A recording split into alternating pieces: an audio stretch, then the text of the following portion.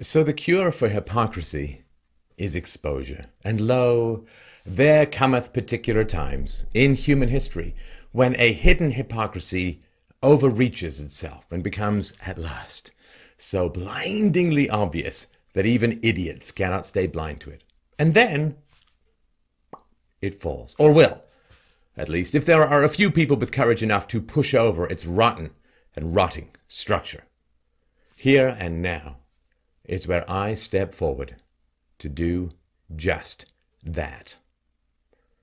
Now, over the past few months, the central, soul-destroying, civilization-rending hypocrisy of our age has at last emerged so far out of the shadows that its grotesque mask can be seen by everyone. Here, I got a good idea. Let me show you so you can kick it in the teeth, do a dance, and sit on its rotting corpse. Take some time to stretch, warm up, get ready. We're going to do some work. Okay, so here we go. Let's say, hypothetically, that you are a penis-enabled white male, likely Christian, possibly not. And let's say that you express concerns about Islamic beliefs and Sharia law.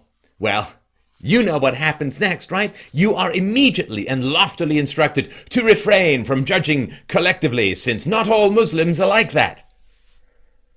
As a white male, frankly, this is an incomprehensible statement, almost like a joke, but too grim and pitiful to be actually funny. You see, although 50% of American Muslims want Sharia law and 25% of them approve the use of violence against those who give offense to Islam, we are not supposed to judge Muslims in any collective sense whatsoever. You see, that's Islamophobia. Because, adding phobia to any word is just such a wonderfully rational argument. All who disagree with me are suffering from philosophophobia. Do you disagree with that argument? Clearly you have phobia. See how easy that is? I don't need to actually argue a damn thing. So, the theory is that it is bigoted and immoral to judge a group according to the admitted beliefs of a quarter to a half of its members. Oh, sidebar, interesting question. What if this group's ideology also advocates lying to outsiders about its true motives and intentions? Could it be possible to reasonably extrapolate the prevalence of these beliefs? Well, let's just say I'll leave you to ponder on that one.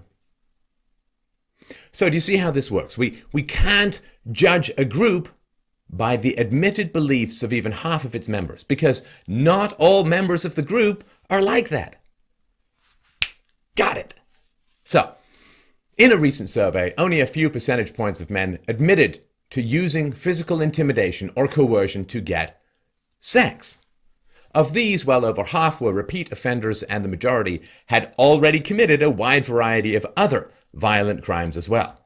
Very few of these men were strangers. Most were, in fact, already dating their victims. Now, while rape, of course, is a horrible crime no matter what, stranger rape is surely what women and men have the most to be afraid of. Because, let's just say, if you have to date some tattooed thug with a criminal record in order to get raped, well, that's just a little bit easier to avoid than a guy who jumps out of the bushes on a lonely hiking trail. It's hard to get exact statistics, as you can imagine, but it's got to be less than 0.5% of men who engage in stranger rape behavior. Okay. Now this 0.5% is 100 times lower than the number of American Muslims who want Sharia law in America. Yet we are repeatedly told that we live in a rape culture, that men are inherently dangerous and patriarchal and vicious and violent and just, well, rapey. Also, blacks and Hispanics, as well as Muslim migrants in Europe, rape at far higher rates than white men, but it's only white culture that is called rapey. I can actually see why minorities complain about being excluded and ignored. So, you see, men can be judged collectively by the actions of 1 in 200 men, or a few percentage points of men, but Muslims cannot be judged collectively by the beliefs of half the population. Okay, I got it, but I need to limber up a little bit. You might want to do a little bit of this, because wait, there's actually more. Okay, time machine swastika time, when you think of Germany in the 1940s, what do you think of? Why, Nazism, of course. But did you know that only 12% of adult Germans were in the Nazi Party? And that Hitler never actually received a majority vote throughout his entire political career? Furthermore, I'm fairly sure that a lot of Germans kind of had to join the Nazi Party for social or business or just defensive reasons.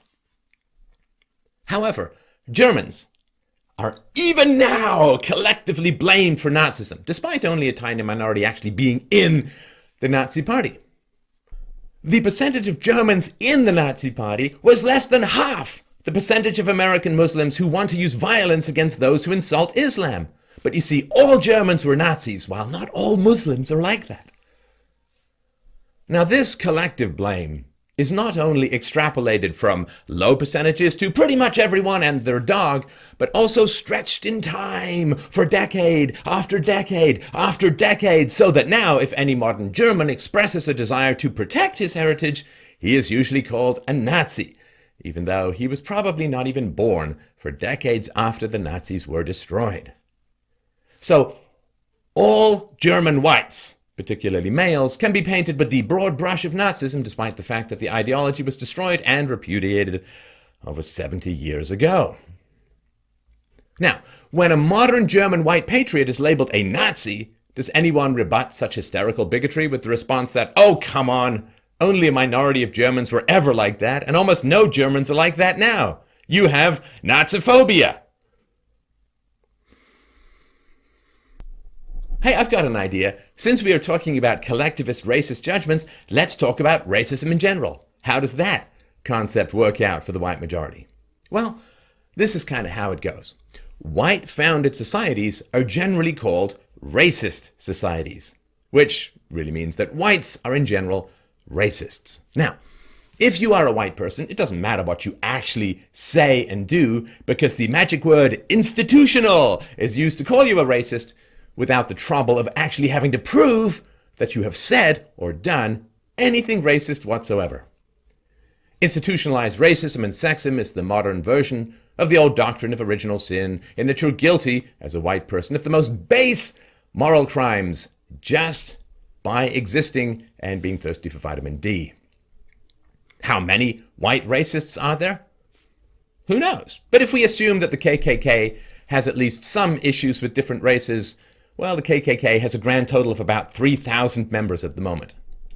Let's compare that to the radical black organization, the Nation of Islam, which has been called black supremacist as well as anti-Semitic.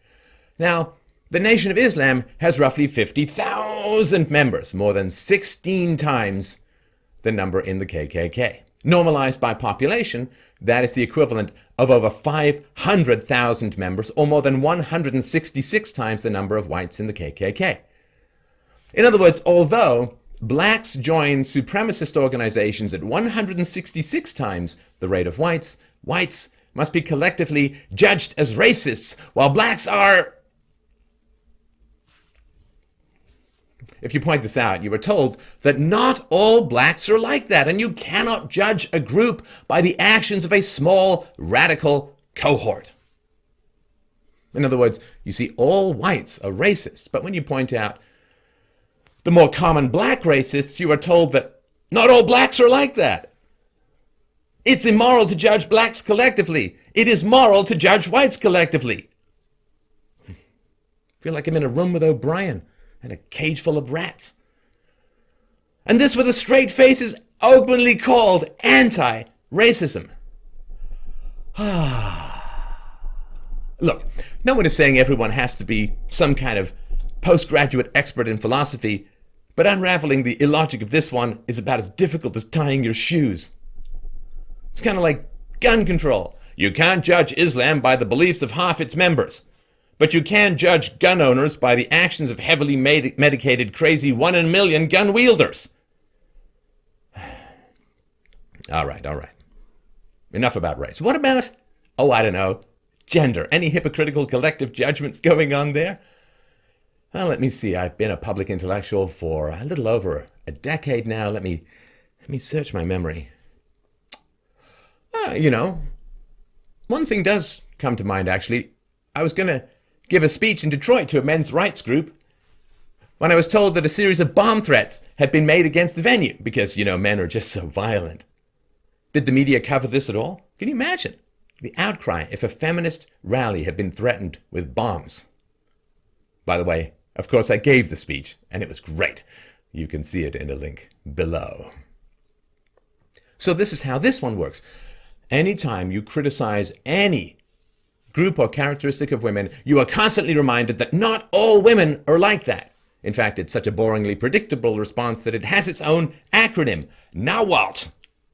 If you say that some women are gold diggers who use physical beauty and state power to strip resources from sex-blinded men, somehow you are misogynistic and against women as a whole. If you point out that almost 2/3 of divorces are initiated by women and the number one cause is not violence or infidelity, but dissatisfaction, and hold women, a little bit more responsible for the destruction of Western families, you were told that not all women are like that. You misogynistic pig, how dare you hold women responsible for their actions? What are you trying to do? Imply that women have moral agency?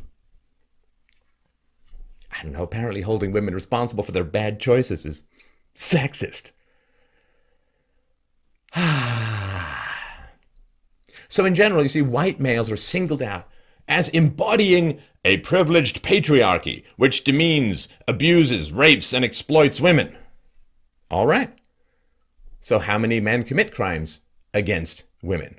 Well, when it comes to domestic abuse, the violence is about 50-50 men and women, but the majority of domestic abuse situations are actually initiated by women.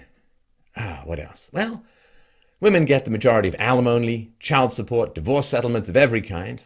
They are convicted of fewer crimes than men, and even for the same crimes, women receive far lower sentences.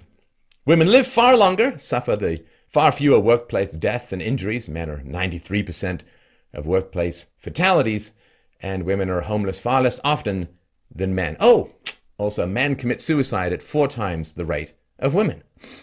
Can you taste the white male privilege? I know I can't. So are men some sort of violently privileged elite in society? It's not that hard to answer the question. Just ask yourself this. Do violent privileged elites ever allow open criticisms of their power and privilege? Just think of Joseph Stalin's Communist Party in Russia in the 1950s. Any criticism of them was generally met with murder at midnight or shipping the critics off to a frozen gulag, Ivan Denisovich style. Just imagine criticizing the Khmer Rouge dictatorship in Cambodia, or the Nazi Party in 1942, or the ruler of modern North Korea, and you can see that if you are allowed to openly criticize a group, that group is decidedly not in possession of limitless, privileged, and coercive power. As the old saying goes, if you ever want to know who actually rules over you, just look for who you are not allowed to criticize. And that is not white males, not by any stretch of the imagination.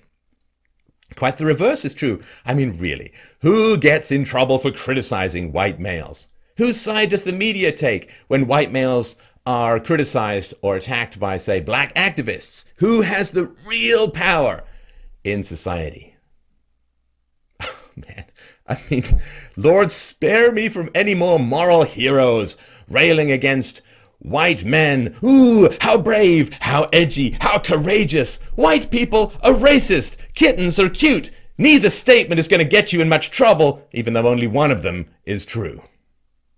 So, yeah, a small minority of men commit crimes against women. Mostly men the women are sleeping with, and mostly non-white men. But when the concept of white male patriarchy is bandied about, who pushes back against this collectivist judgment by pointing out that not all white men are like that? I'm listening. Are you beginning to see the face of this monster yet? Do you need just a little bit more light on this horrible comedy? Okay, are you ready? Here's another example. Slavery. Ooh. Wait, did I just hear the sound of tens of millions of politically correct sphincters tightening as one? Think I did. When people think of slavery, who do they think of? That's right! White males for the win! White males are still being criticized for slavery 150 years after it was formally ended, mostly by the death and sacrifice of hundreds of thousands of white males.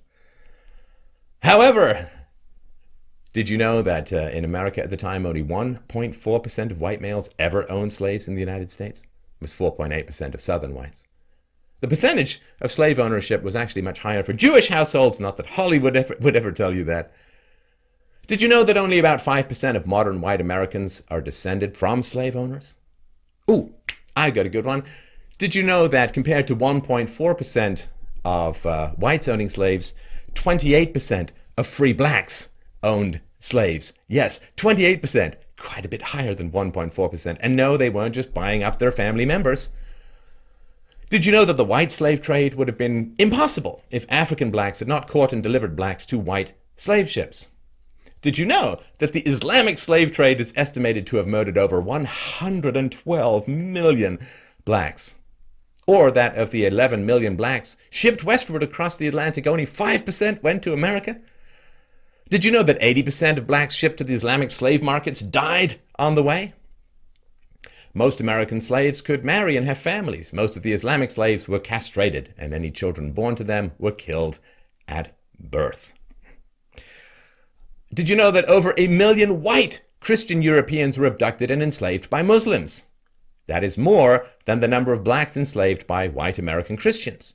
And actually, the fate of most of those enslaved by Muslims was infinitely worse than the fate of those enslaved by Christians.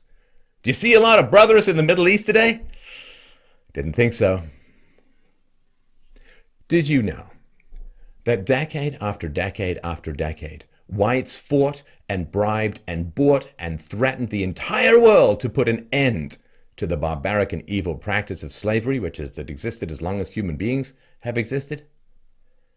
So, very few whites owned slaves, whites ended slavery around the world, but now only whites are criticized for slavery. Tell me, just curious, is there any movement in Africa to demand reparations for the 140 million blacks enslaved and the 110 million murdered by the Islamic slave trade?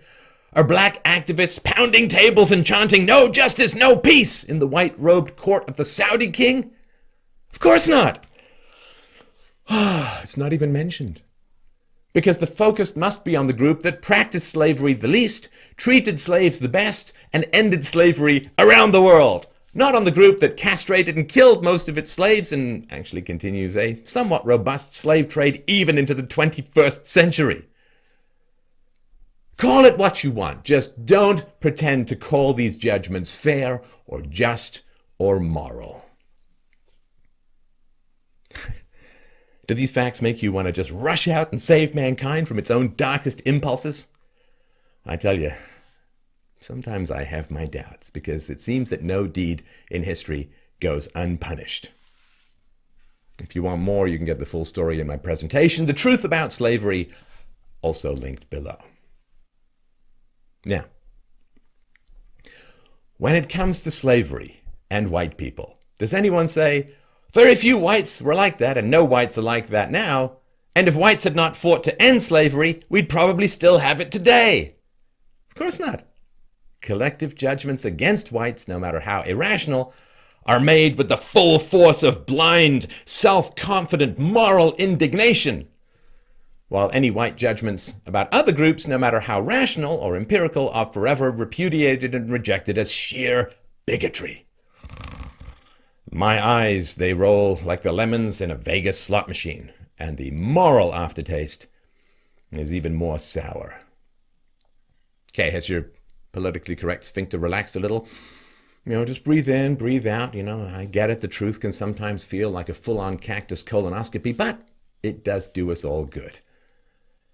So, let's look at the question of colonialism. Whites, constantly blamed for the history of colonialism, as if whites were the only race to ever invade and occupy other regions. Now, just speaking objectively, if you did have to be ruled by foreign overlords, and chances are you would be at some point in your history, you would always and forever want to choose 19th century Europeans as your benevolent overlords, since they had, at least as part of their mission of conquest, the goal of civilizing and improving the countries they ruled. For more on this, you can check out my video, The Truth About Colonialism. I think you know where it's linked by now. Like, the best predictor of current economic success for third world countries is a history of being ruled by the British. And in general, infrastructure and population tended to improve and increase under European rule. Compare and contrast this to past invasions and occupations by, I don't know, let's say the Islamic Ottomans, Genghis Khan, the Khmer Rouge, communism, the Japanese in China, and so on. I think you get the picture. Also, when it comes to colonialism, how do people think the average European white male fared during the time of high colonial expansion? Well, let's see. Taxes were raised locally to pay for foreign conquests, and there was, of course, regular conscription to force white males to join the Royal Navy in particular, where they faced death by disease, war, and most commonly, scurvy. European sailors, like Broadway, suffers from an absence of fruits. The average white European male suffered under colonialism, yet somehow white males are collectively to blame for colonialism. White males were enslaved and conscripted for colonialism. Blaming white males for colonialism is like blaming blacks for slavery. It is always wrong to blame the victim, unless that victim is a white male, in which case we can blame him for everything. It's doubtful that more than 0.5 percentage point of the European population took the direct mercantilist profits from colonialism. As is usually the case with government programs like colonialism, the costs were socialized, but the profits were privatized. In other words, 99.5% of white males suffered under colonialism over 100 years ago, but all white males must currently be blamed for colonialism. How many people say, gotta push back on you that very few white males were ever like that, and no white males are currently like that? Only the crickets speak at this moment. All right, we'll just take one other final example. Since whites are collectively damned for the actions of very few whites, either in the present or hundreds of years ago, what could we say about modern American blacks? Oh, there are those sphincters going off again. Breathe through the truth. If we can judge whites as slave owners when only 1.4% of whites own slaves in America, then we can collectively judge any group where 1.4% or more of its members commit certain actions. Here we go, Logic 101. So let's see. 25% of black American males earned their way into prison during their lifetimes. Let me just see. That is 1,785% higher than the number of whites who ever owned slaves. So if whites are collectively responsible for historical slavery, then blacks are 1,785% more collectively responsible for current black criminality. How does that sit with you? Because if we say that white people are responsible for slavery hundreds of years ago, then we can say that black people are 1,785% more responsible for criminality right now, today, this minute. Oh, does that bother you? Does that equivalency bother you? Well, welcome to White World, my brothers and sisters. Can you feel the privilege? But when you point out high black crime rates, white racism is always blamed. In other words, when a tiny percentage of white people do wrong, all whites are to blame. When a very high percentage of black men do wrong, all whites are to blame. You know, it's almost like there's some sort of pattern here. It would actually be enraging if it was not so boring and hopelessly predictable. Should I go on? I'm guessing not. Like many more examples exist, but I'm pretty sure you get the point by now. And if you haven't, more examples will probably only serve to confuse you. In which case, I can only hope that you are very, very pretty. Hey, stop watching this and go do some sit-ups. It's abs not thinking for you, my friend. So, white males cannot criticize or question 50% of a group that wishes to promote immoral and unjust laws. But white males must be themselves endlessly and collectively judged and criticized for the actions of 1 in 100 or 1 in 200 white males in the present or even hundreds of years ago. This rank hypocrisy is frankly repulsively racist. If I say that whites are allowed to criticize blacks, but blacks are not allowed to criticize whites, that would be racist. If I say that it is permissible to judge all blacks by the immoral actions of a minority of blacks, that would be racist. If I say that blacks in the present must be judged by the immoral actions of a minority of blacks hundreds of years ago, I would be a racist. I certainly can't speak for all white males. That would be a collectivist conceit. But I can certainly speak for myself. And I think I've made some valid, accurate, empirical, and universal arguments. And listen, this is how it is. This is justice. I treat people the very best that I can the first time I meet them. After that, I treat them as they treat me.